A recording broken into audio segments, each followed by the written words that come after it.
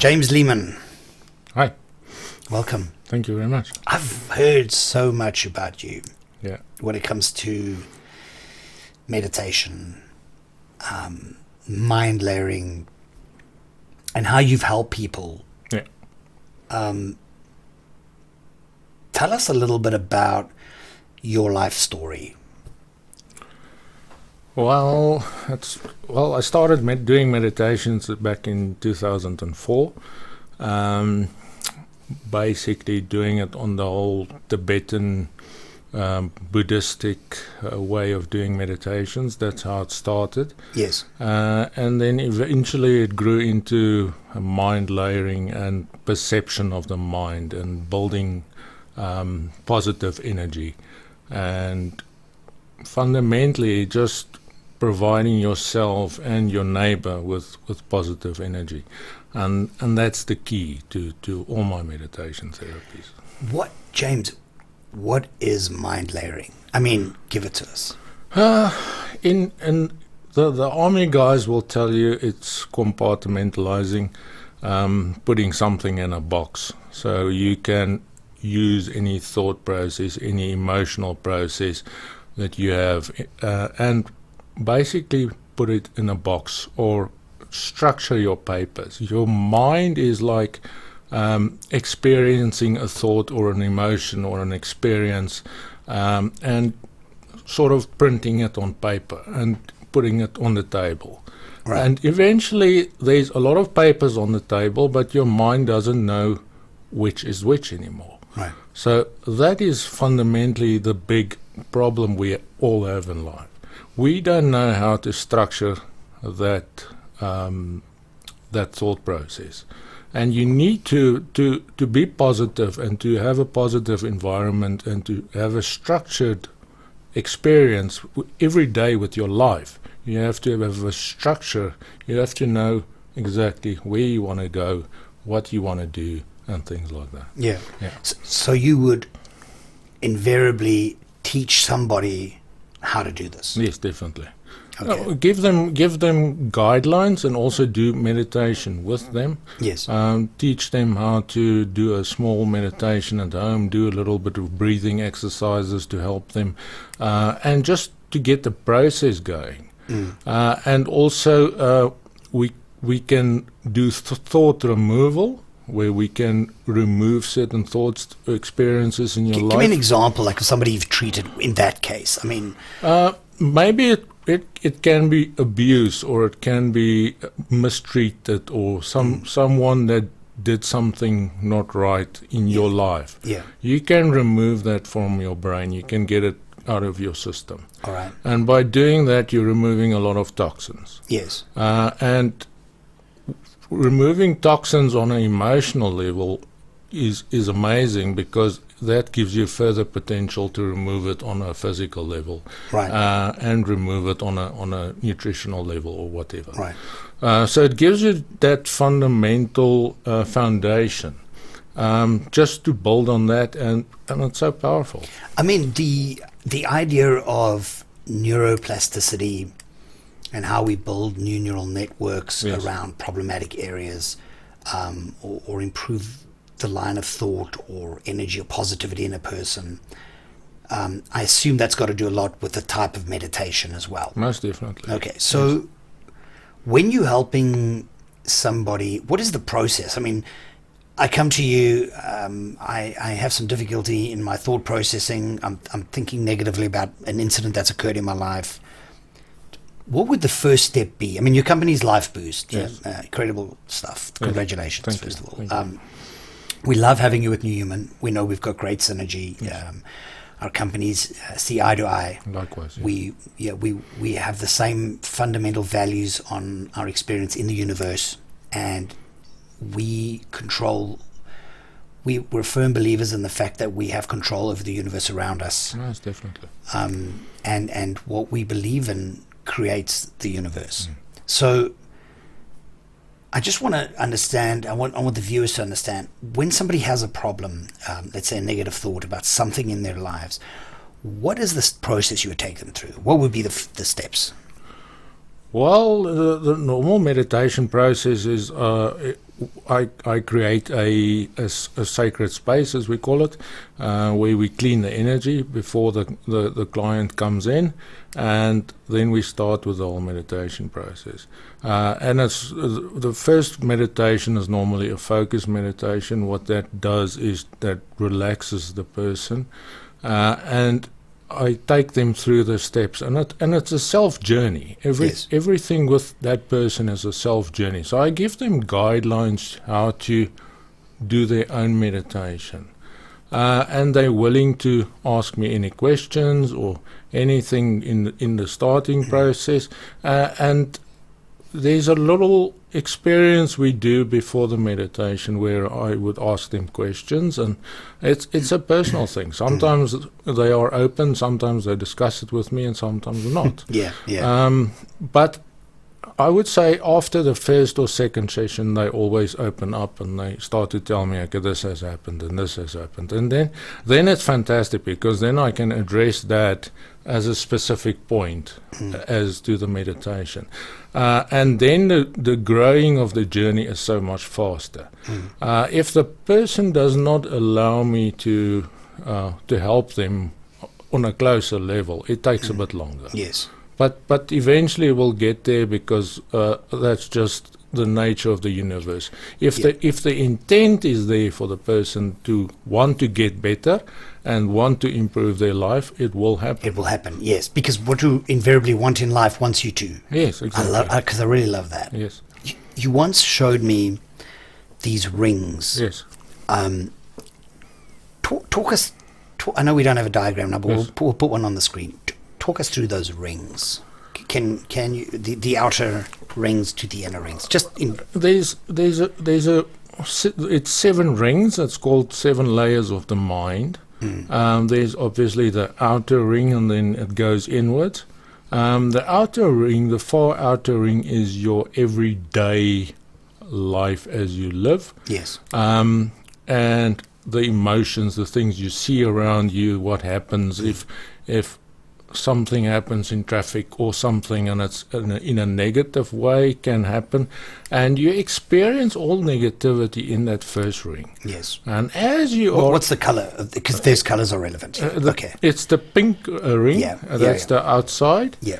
And that's your conscious thinking. Yes. So that is your first line of happening, and it's what you see. Yes.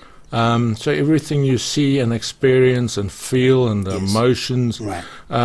But you can't control it. Yes. And then the second one is your subconscious. Right.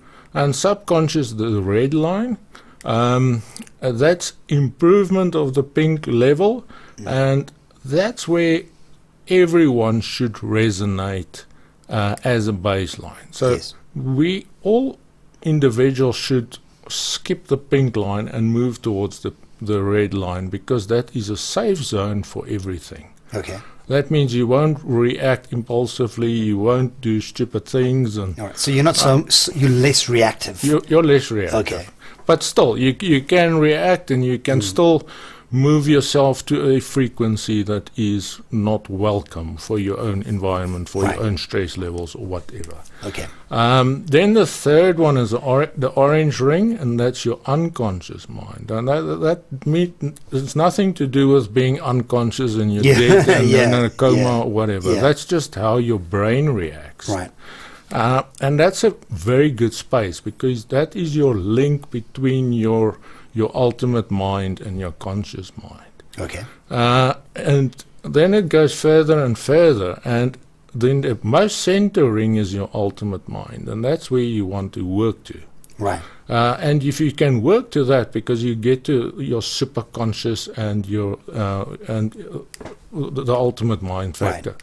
If you can get to that phases with meditation, and the first 3 rings you can do in your normal daily life. Yes. And in the inner 4 rings inner 4 levels, you can only do in a state of meditation or in a state of prayer. Or it has to be a concentrated space where you focus on a specific target. Okay. Yeah. What is the color of the inner ring? The most inner ring is the gold ring, Yes. or the gold. Well, it's a whole dot, Yes. and the most center part is white. So the infinite color of enlightenment is white. Right. So what does that mean? I mean, what does it? I mean, have you met people that are in that zone? Most definitely. Okay. And what does that mean for people? It means that you would have a certain thought process, and you would instantly get a solution for it. Okay. And then you can live that solution. So you would have an issue in life, you would get an immediate solution for it, Right. and you know what to do, and then you can take that solution and experience it in your everyday life. Okay. So that just gives you that innate ability to handle problems like immediately. Okay. And you don't think much of it, because thinking about something for too long creates problems. Right. You always think about certain aspects that should not be there, should not exist, or should not be a problem, but because you're thinking about it, it's there. Yes. And that's normally the first 3 levels that I say to people that's learning the 7 levels of the mind. If you resonate in the first 3 rings, remember, stuff may happen negatively. Yes. It's just one of those things. Yes. So try and move into the 4th and the 5th and the 6th and the 7th level. Yeah. I really like that visual, because you always have something to work towards. Yes. And when you're in the center, you really begin to control the environment around you. I would assume. Yes. And that you've met people in this space. How long does it take people to start on the outer ring and become a higher conscious thinker or a higher conscious being? It's very difficult because it differs from different people. Some people take, I would say, sometimes 4 or 5 hours to have a really connected meditation. Other people 30 minutes, other people 10 minutes. It depends at what level you are at that moment. Right. And it can be anything. It can be mood, it can be emotions, it can be your stress levels, it can be various factors. But if you're in a good space, you can easily get into a very connected meditative state within 5 to 10 minutes. Okay. It's easily to do it. All right. I you've been through a lot in your life. Yes. An incredible inspirational story. Tell us what happened. Well, yeah, I've always had the whole meditation was always important to me, and I thought a lot about structuring my meditative space, and I've done a lot of ayahuasca retreats and San Pedro's. Okay, so we're going to get into that Right, because I want to know about those things. Fantastic. But yeah, It's a life changer. we're going to go there. Yes. Carry on. And when I started doing those, I got new visions, new experiences that I wanted to see and take further in my life, which was fantastic. But I was at that stage still married, and I was there was a lot of things that were sort of fighting the system. Right. And one of the big things that I've learned in the last few months of my existence is don't fight the system. Yeah. If the universe gives you a direction, you take it. Right.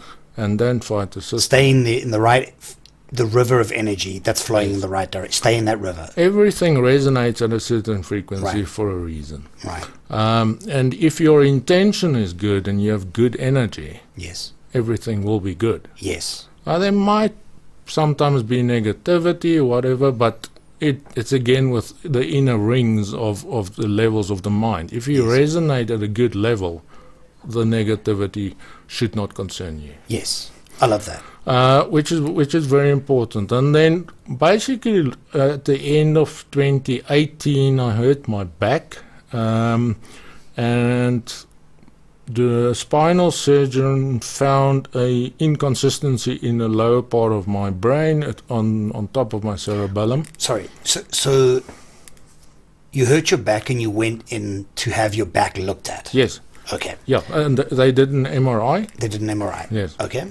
So they picked. They did. I went to hospital because I couldn't move my back after the back injury, and there was a problem. Can we ask what happened? What was the back injury? How did this happen? I was lifting a crate, and as I was putting it down, the sciatic nerve on my left side pulled. Okay. And I thought nothing of it. It was the Sunday morning. And then the Monday I went on normal working day, whatever. And then on the Monday evening during the night, I just felt, okay, something is not right. All right. I Because of pain? walk. Oh, you can't walk. Can't walk. It's so sore. I can't even go to the bathroom. Yeah. And that went on, and on the Thursday, actually was so bad that an ambulance had to come pick me up to go to hospital. Jeez. And I was there for 3 days, and we did MRI, and then the spinal surgeon they fixed the back, thank goodness for that. Right.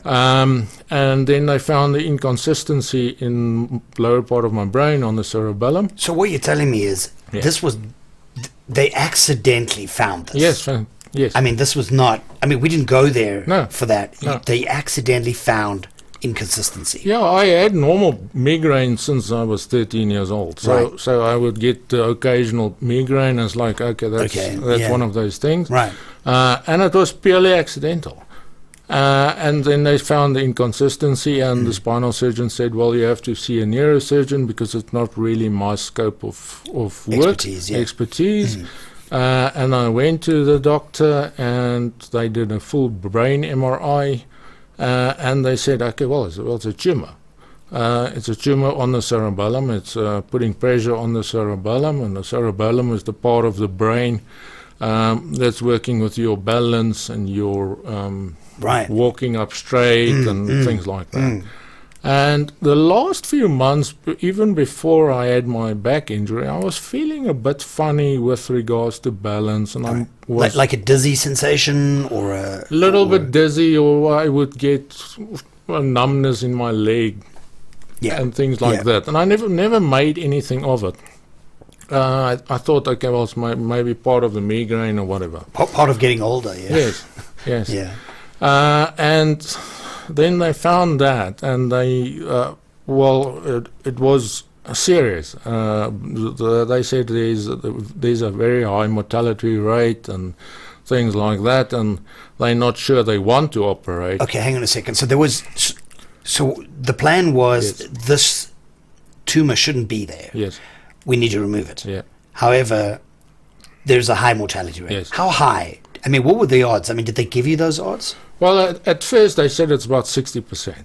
60% of not making it. Yes. That's pretty serious. Yes. Okay. And because of the constant pressure on the cerebellum, there's also gene damage that can happen with the cerebellum, and there's also, it can get worse and get more imbalanced, and I will eventually not be able to walk. All right.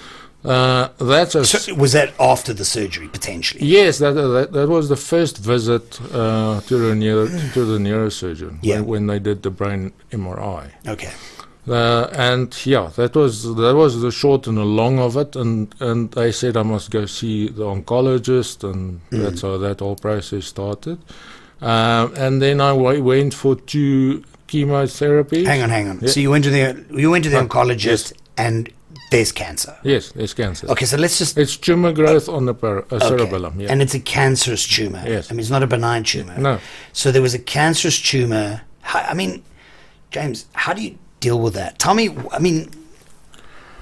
when this gets told to you, how do you deal with that? At first it was almost a weird feeling. I didn't know what to make of it. Okay. I was sort of probably in limbo, or I don't know what, because I felt, well, this is happening, but let's see where it goes and see what happens. And all right. You were already a person prior to that who was involved in meditation. Yes. So, because I can honestly tell you, for a mere mortal, a normal human being, that kind of news is devastating. Well, it depends how you work with it. Right. For most people. Yes, okay. Incredibly devastating. Yeah. So, and I think it's important that the viewers understand this.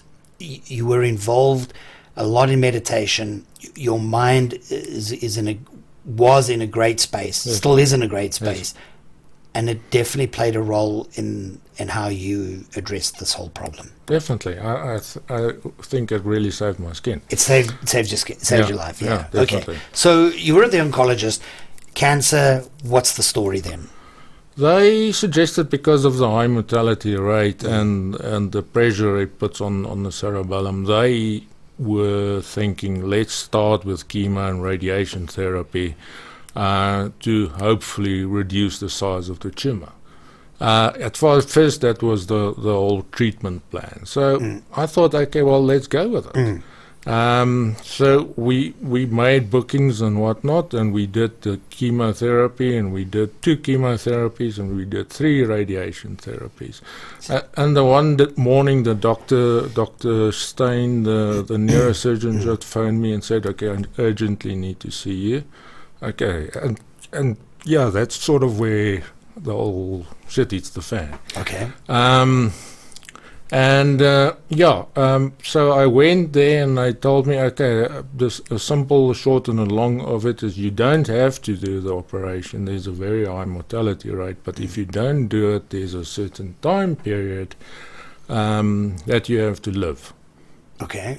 And yeah, I mean, that was the bomb. I mean, yeah. How do you tell somebody that? That's unbelievable. Yeah. What was the time? Did they give you a time? 3 months. Yeah. They told you 3 months. If we don't do the op, 3 months, you're gone. Yeah. How do you deal with that? Yeah, that was my bomb because that was very hard for me to deal with. Yeah. And I basically at that stage still didn't really make too much of it, and it's maybe the shock phase or whatever. And I went out of the appointment with the doctor, and as I walked to my car, it started hitting me. Yes. And well, it was obvious. I told the doctor, it's simple, we have to operate it. That's how it is, made the booking and everything. But so you then made the decision. Made the decision, and the booking was for the 7th of March 2019, and yeah, that's the day we went in. Which is recent. Yeah, it's last year, 7th of March. Yeah. Okay. All right. Your mom, brilliant doctor, brilliant woman, Dr. Susan Lehmann, well known in the world. How did she take it?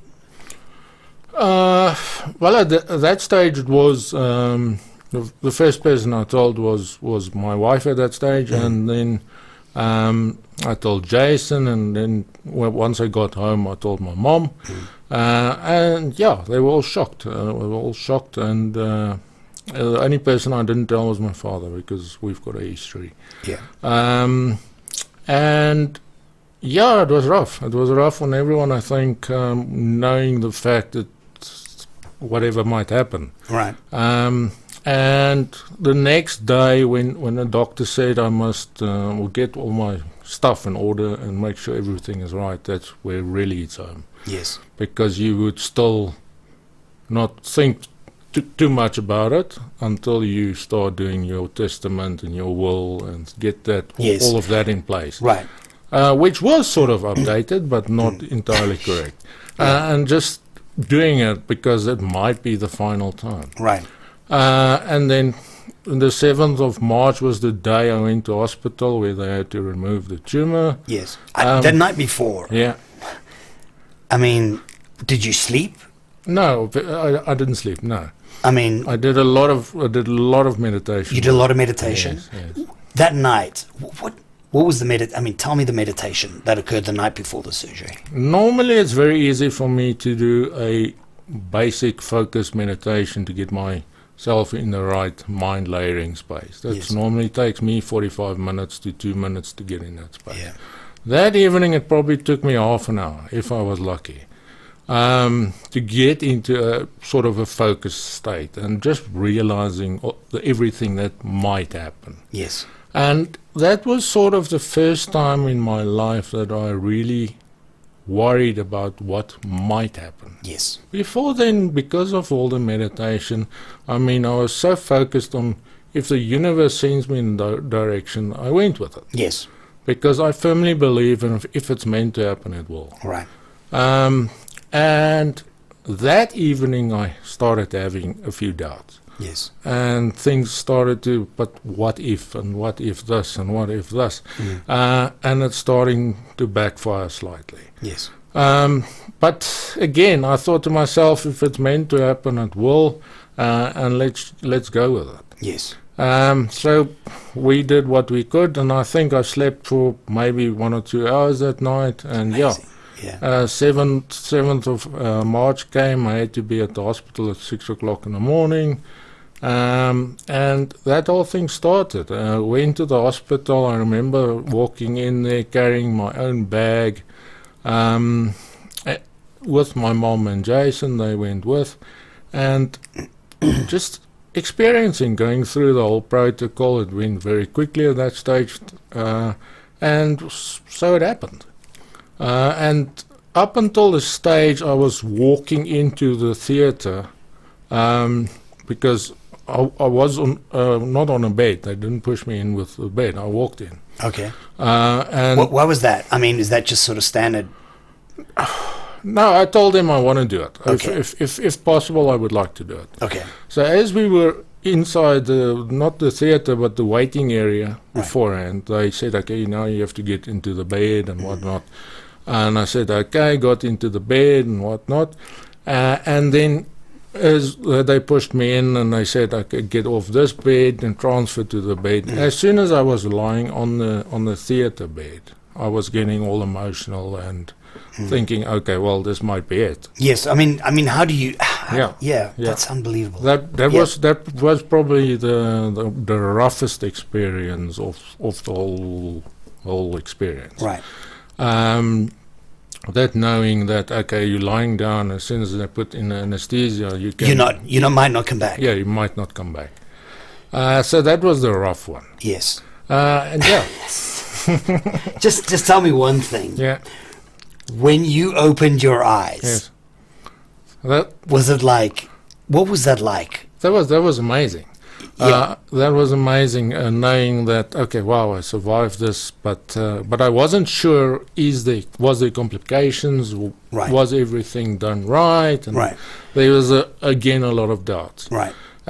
Did you do any, checks, when you were worried maybe, can you still move? What was there? Yeah, I tried, and all this, everything was still moving, so that was okay. And I was very forgetful, and I was confused, and the mind wasn't completely there. Right. But that's understandable. Of course. Understandable. Yeah. And they had me on heavy morphine and whatnot for the pain and whatnot. And as soon as 2 or 3 hours has gone by and that we could have another injection or whatever, we asked for it. That's just one of those things. Where was the pain? What did you feel like? It was at the back of my head, yes. on top of my cerebellum. Yes. It was there, and there was a big cut, a long line of stitches and whatnot. Yes. I didn't know it at that stage. Of course. Yeah. And they only partially shaved my head, which was silly because it's a whole brain operation. Yeah. But it was a very big cut and a lot of stitches, and my mom was cross because of the stitches not being done nicely. Mom was still upset about.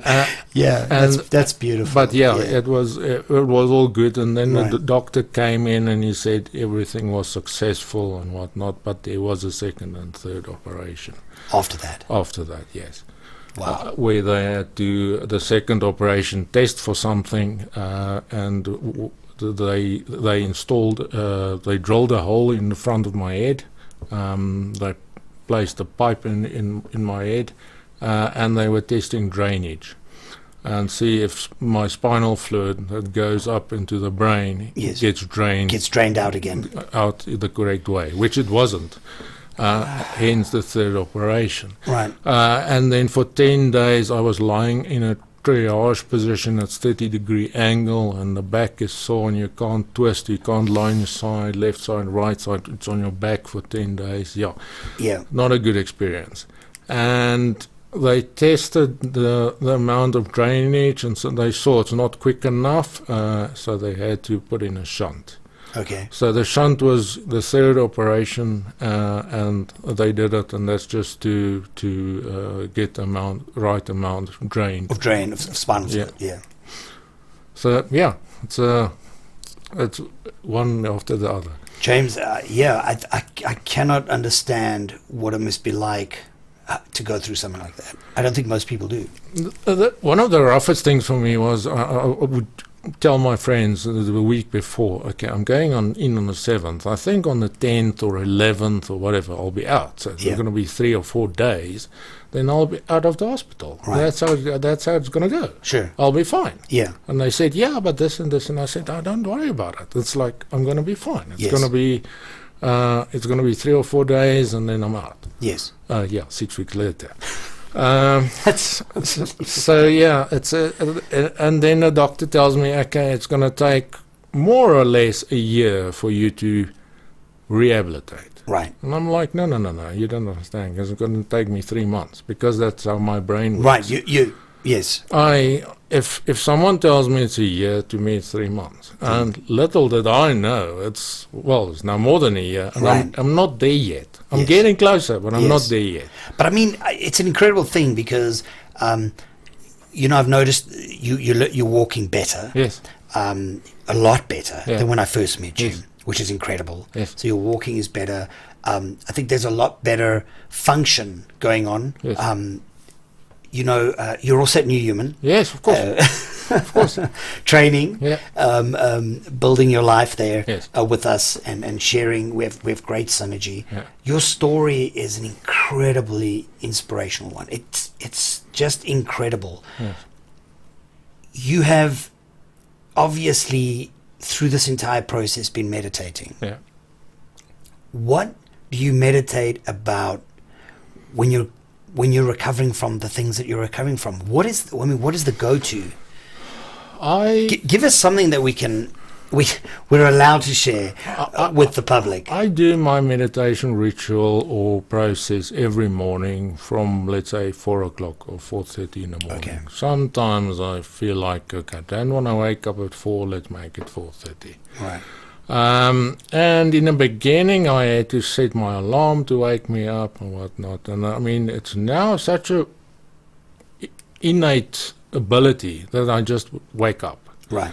Normally, I wake up normally and I start doing it. Yes. And that's fantastic. And in that session, I would take my previous day of whatever happened and work on that. Right. And before the brain operations, I never dreamt about anything. I never got nightmares. I never got visions, nothing. But after the brain operation, a lot has changed. And it's also to do with the ayahuasca and the San Pedro Yes. that I've done. Yes. And it's a lot to do with the life work that I've done. Right. I get visions or certain movies that I watch during the night, and people call it dreaming, but I call it visions. It's there for a reason. And the first thing I do... You say it's there for a reason. Yes. Elaborate on that. Well, I mean... it's something... It's obviously an energy that the universe sends you for a specific reason. If it didn't mean anything, why get it? So what you're saying to me then invariably is that your consciousness and your understanding is not necessarily only yours. Yes. You're part of a universal consciousness. You're part of a universal system. Yes. Right. So I just want to understand that correctly. So because I know there were some studies recently on quantum tubules in the brain and how consciousness is sort of sifted into that component of the brain which allows you to share in the consciousness of the Yes. universe. There's a lot of movement in science Yes. in that direction. But what is your understanding of that? What is your feeling about that. What is the consciousness of the universe? Remember, your consciousness is you see 30 to 50,000 pictures every day. And your brain, whether you think about it or not, it happens. And it's pictures your brain sees. So what happens with that is during the night you would experience something in your unconscious mind or mindset or mind frame. And experiencing that for a reason, because the universe and your mind, your unconscious mind, is telling you that what you have experienced can become a solution, can become an idea, can become something that you want to pursue in life, or it's a way of helping you to deal with something emotionally or intentionally. Yeah, because some people will say that the subconscious is really just the hardware in the background. Yeah, but it isn't. That's my point. Yes. I mean, there's a lot of people that would believe that. Yeah. It is really just the hardware providing the system with function. No, it's definitely the energy that you receive from whoever you believe in. Yes. Whether it's Christian values or Muslim values or Buddhistic values or whatever. Whatever your religion or whatever. I believe it's energy from the universe. Yes. And how you perceive it, how you work with it, is what differentiates you from the person next to you. Yes. And so how you perceive that energy yes. is what differentiates you from someone else. Yeah, we've got a sorry, I just love that. Yeah, fantastic.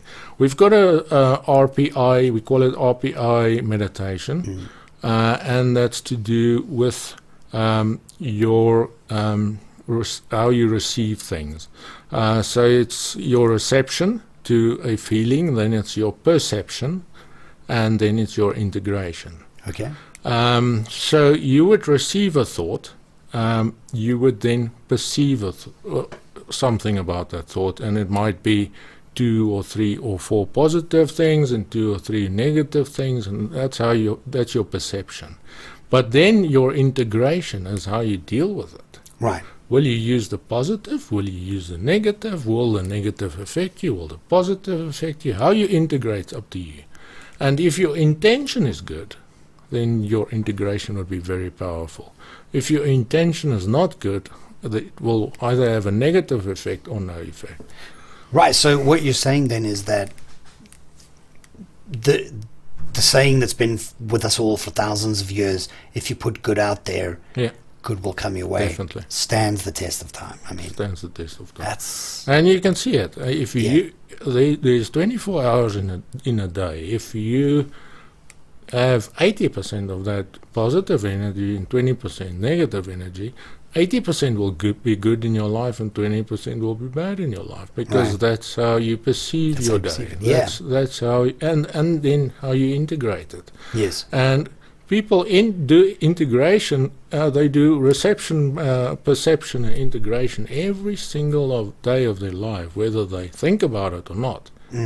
But people need to be more perceptive, and they need to think about it more. Yes. Because it's something that happens. Something that happens, yeah. And if people constantly think about, I call it propaganda, everything is or done on a negative scale in the world at the moment, if you constantly focus on that, nothing good will happen. Yes. And if you focus on not listening or not adhering to all the propaganda, I mean, it's going to be very beneficial for you. Yeah, I must agree to that. Myself and my wife, we don't watch the news. Yes. We just don't do it. Yeah. There's no point. Yeah, there's no point. I mean, it's not that we don't want to be worldly. Yes. We read a lot, we absorb a lot, but we don't want to live our lives in the drama of other people's lives. I always say it's very, very powerful to be aware of everything. Yes. But don't make it a part of your life. Right. It's to do with your own environment, and if you have a positive environment, live your positive environment, and good will come. That's as easy as that. If you listen to all the negativity in wherever, it's going to affect you in a negative way. Yeah. So keep your environment in a positive way, and good things will happen. Yeah, I so there's a lot of visualization that I do as well, future self, health and wealth, every morning of my life. Yes. Really try and get a clear picture of where my life is going.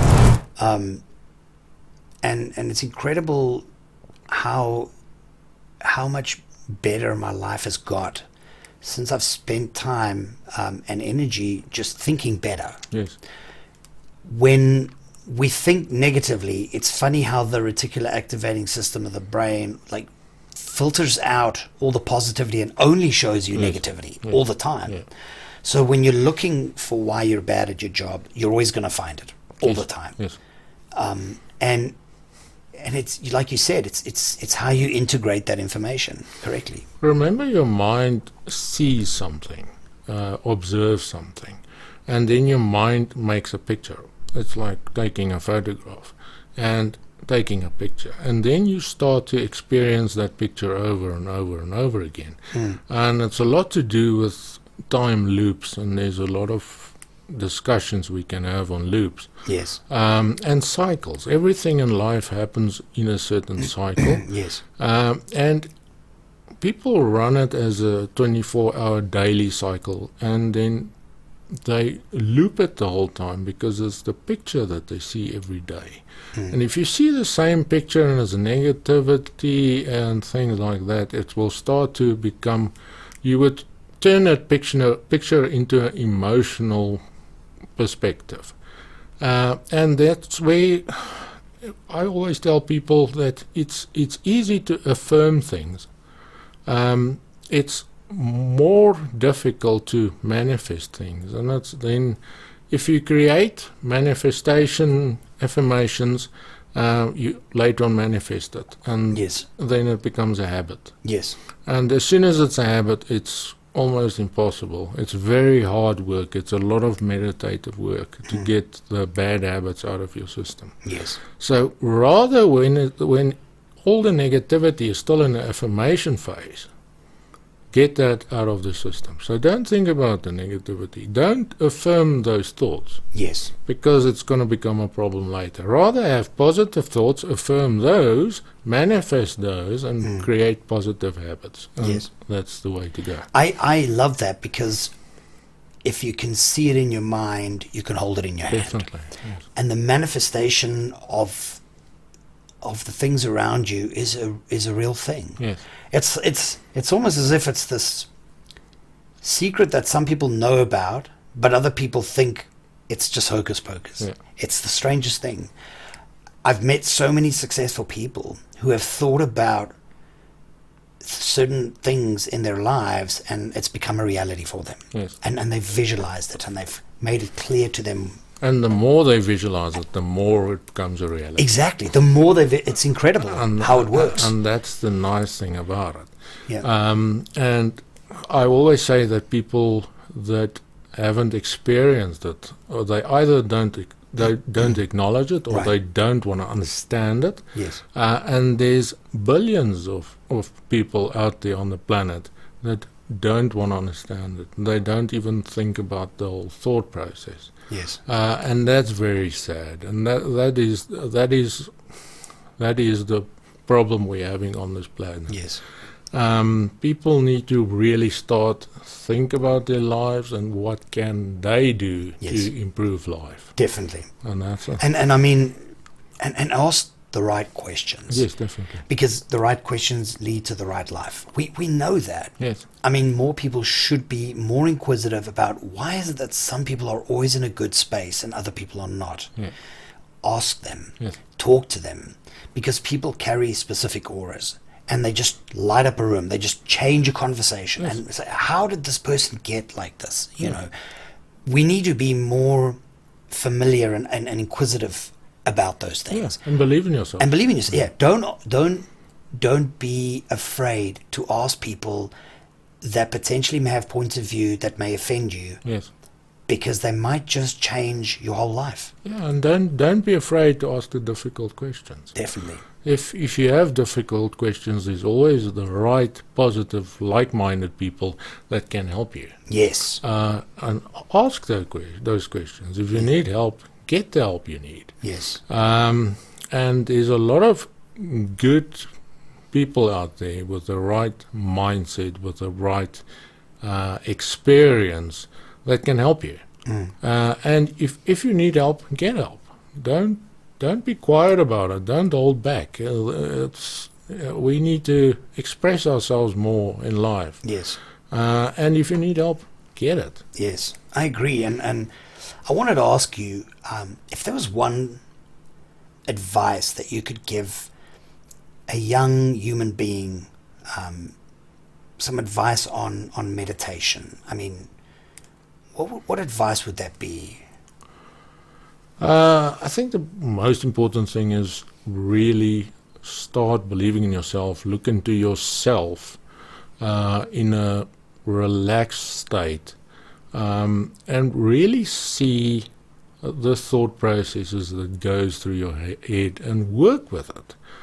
You will get a lot of thinking that needs to be done, and don't shake it off. Handle it. Whether it's good or bad, handle it. Get a solution to it. Work with all your issues, all the different papers on your table. Get it structured. Put it in a file or in your mind. Get it right. Get it in place. And don't believe everything you hear. Rather focus on yourself and see you as a person where you can grow and grow. I like that. And grow as a person. I mean, don't believe all the stigma you're hearing. Don't believe all the nonsense you're hearing. And really, you can grow as a person if you just start by slowly taking your life from the beginning phase where you were born up until the age you are, and slowly just take your life from the beginning and work through it and sort out the issues, handle the issues, get solutions for it. Yes. And rather focus on the solutions than the problems. Yes. And it will sort itself out. I love that. I think the most important people that change the world spend a lot of time inward thinking, a lot of time definitely resolving their own minds. Most definitely. And they change the world for the better. I love that. I want to just quickly take it, because we're going to have another podcast and talk a little bit further, where I want to bring a little bit more detail into psilocybin and ayahuasca trips. But before let's do ayahuasca in the next podcast, because that's a whole different world. The whole psychedelic talk is some people again will have issues with it, but we don't care, because because the people that really want to make a difference in their lives, they will understand what it's all about. And I think that's important, because there will be backlash, but the reality is, we know from a medical perspective there are certain states in the USA that are using psilocybin to treat dementia, to treat Alzheimer's, to treat anxiety, to cure depression. Yes. And I've heard some incredible studies that are coming out, on psilocybin. Yes. What's your view on that? Well, from my experience, let's explain what is psilocybin. Where's it found? Psilocybin is a compound that is found in, they call it magic mushrooms, and various other plants. But most of all, it's magic mushrooms, and it's a mushroom you eat and you get an experience. Now, how you handle the experience is what makes the difference. Are you taking the psilocybin as a drug, or are you taking it to do life improvement? So medicinally. Medicinally, life improvement. Life improvement. Life enhancement, optimization. Are you doing it to see a specific experience, to perceive life a little bit differently for that moment? And we do it in a very sacred space. We clean energies, and we do a sort of a retreat on it. Right. And we do it with specific music on specific frequencies, and everyone resonates on that music differently. And that's the whole nice thing about it, because everyone experiences it differently. Yes. I mean, I just want to clarify, this is a medical process that has a powerful neuroplastic and neurogenesis effect on the human brain, really can enhance the way you think. Definitely. It's not accepted all over the world. Yeah. However, there are massive studies moving in that direction now, where they're healing people with serious trauma with psilocybin. Yes. The whole of Silicon Valley in the United States, Yeah. and some of the smartest people I've ever met in my life, Yeah. all microdose on psilocybin. Exactly. What does that mean, James? What is microdosing on psilocybin? So some of the biggest names in the industry, whether you think about technology or banking or investment or whatever scope of field, have either used psilocybin, or they're using ayahuasca, or they're using San Pedro, or they're using a lot of other plant medicines. And it's the visions and experiences that they've received from that has affected their lives. Yes. In such a profound way. The biggest names, I can just name one example is Steve Jobs. Yeah, Steve Jobs. What he's done with plant medicine, and that's where he got his visions to start Apple and things like that. Yeah. And if it wasn't for ayahuasca, and if it wasn't for Burning Man, and it wasn't for experiences like that, Apple would not be there today. Right. And there's a lot. I mean, there are a lot of great Yes. businessmen. I mean, in the book definitely. Tool of Titans, Tim Yes. Ferriss writes about so many great titans, multi-billionaires that use psilocybin and ayahuasca to enhance IQ, to enhance the way they think, to optimize their brains. Yeah. There's an incredible future in that. Why is it not available? Why aren't people? Why? What is the problem? I think it because there's such a small handful of people that really want to make a difference. Right. And that's very sad. We need to be in the millions or even billions that we really want to change the world. Yeah. But at the moment, we are definitely in minority. Right. And as it progresses and people get used to the whole thought of psilocybin and ayahuasca or whatever plant medicine, they experience it. And if it's also to do a lot with controlling the substance.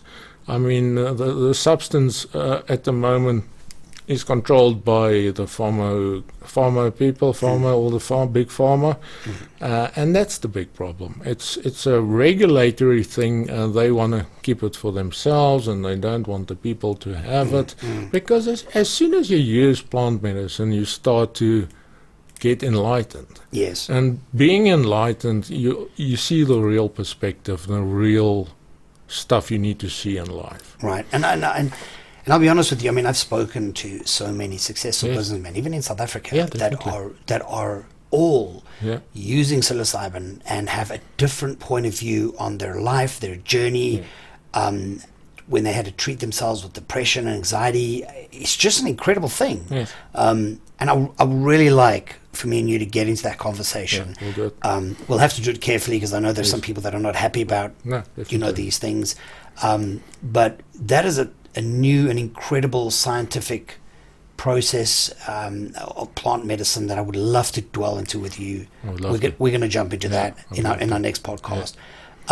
If I can ask you, the next time round, we can maybe prepare a short meditation that we can do a demonstration for some people what it's about. Yeah, that'd be awesome. I'd love to do that. Yeah. Just to open up a lot of minds and see what it's all about. Alright. But James, you're an incredible human being. You've you. overcome some incredible things. You're an inspiration. Yeah, And I thank think you to a very lot much. of people, I honestly don't believe you would be in the state that you're in if you weren't in meditation, if you didn't have that control. No, I agree. Because you need that. I agree. I think what you've been through is incredible. Yeah. May you be blessed in your journey further. Thank you very much. Thank you for sharing with NuHuman. Thank you. We love having you at the clinics. And I know we're going to have some great synergy. You're going to work a lot with a lot of the patients at NuHuman as well. So we look forward to that journey as well. So thank you so much for being on the show. Thank you very much. And Appreciate it. we'll talk soon. Thank you very much. Thank you, James. Thank you. Thank you.